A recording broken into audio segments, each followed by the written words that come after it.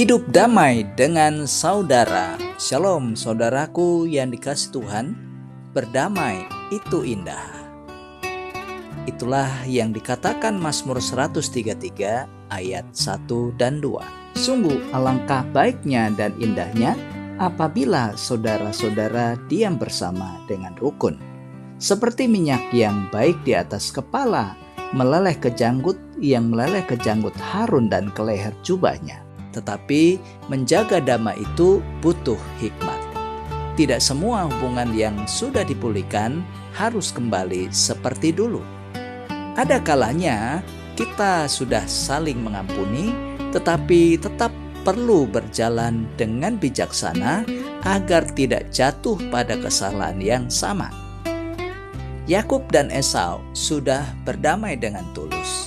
Namun ketika Esau mengajak berjalan bersama, Yakub memilih jalan yang berbeda. Hal ini menunjukkan bahwa hidup damai dengan saudara bukan hanya soal perasaan saudara, tetapi juga soal hikmat dalam menjalani relasi. Mari kita baca Kejadian 33 ayat 12-20.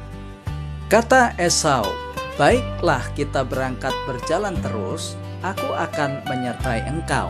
Tetapi Yakub berkata kepadanya, "Tuanku maklum bahwa anak-anak ini masih kurang kuat, dan bahwa beserta aku ada kambing domba dan lembu sapi yang masih menyusui.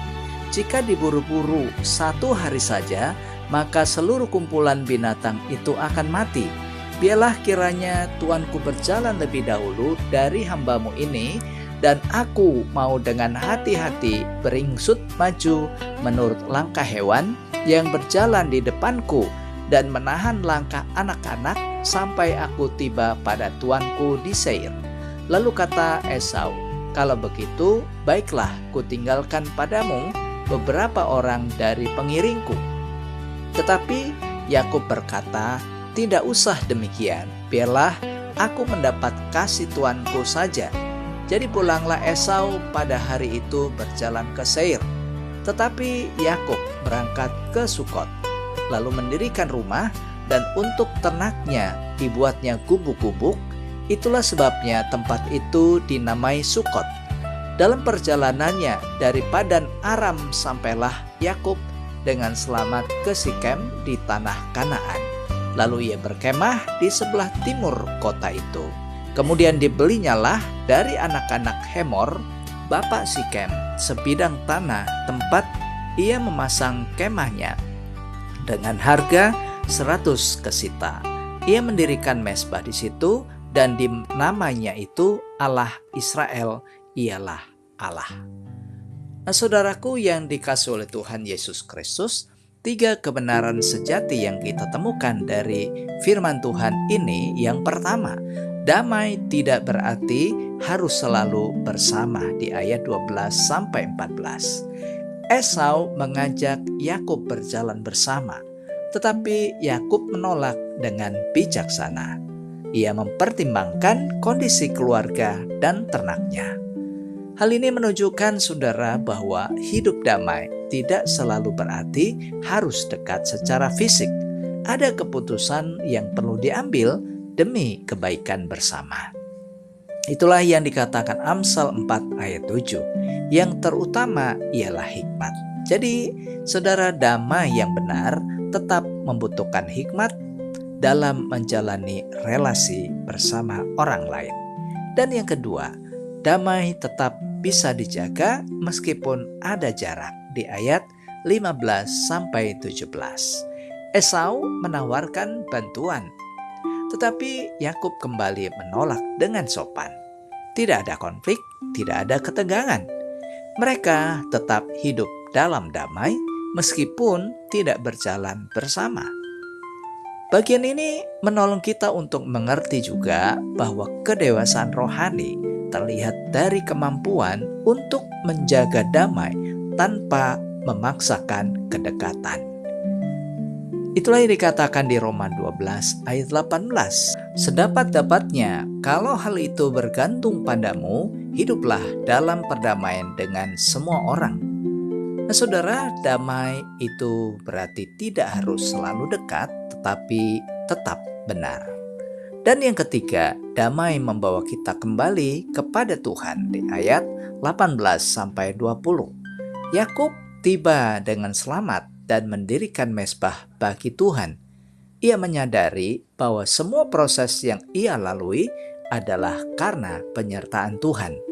Damai yang sejati selalu membawa kita kembali kepada Tuhan. Nah, saudara, di dalam Yesus Kristus kita sebagai orang percaya juga dipanggil untuk hidup yang berpusat kepada Allah. Itulah yang dikatakan Mazmur 50 ayat 23. Siapa yang mempersembahkan syukur sebagai korban, ia memuliakan aku. Siapa yang jujur jalannya, keselamatan yang dari Allah akan kuperlihatkan kepadanya. Damai sejati menuntun kita pada penyembahan kepada Tuhan.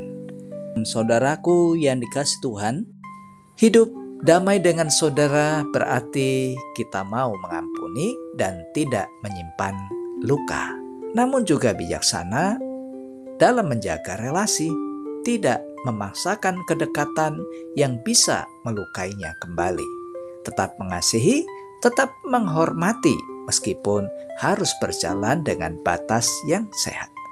Dan yang terpenting saudara, biarkan setiap hubungan itu membawa kita semakin dekat kepada Tuhan.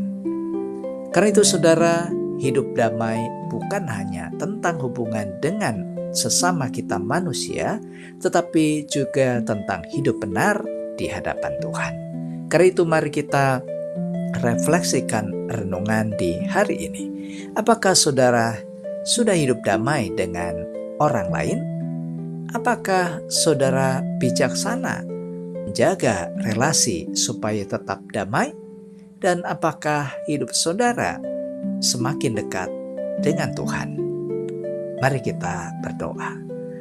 Tuhan Yesus, ajar kami untuk hidup damai dengan sesama, terutama dengan saudara-saudaraku. Berikan kami hati yang mengampuni dan hikmat untuk menjalani relasi dari waktu ke waktu. Terpujilah Engkau Tuhan, dalam nama Yesus kami berdoa. Amin. Nah saudara, mari arahkanlah hati dan terimalah berkat Tuhan. Tuhan memberkati saudara dengan hati yang penuh damai, relasi yang sehat, dan hidup yang berkenan di hadapan Tuhan dari saat ini sampai selama-lamanya. Amin. Jika membutuhkan doa, konseling pribadi, atau percakapan, saudara bisa menghubungi nomor yang tertera pada video ini. Demikian firman Tuhan hari ini.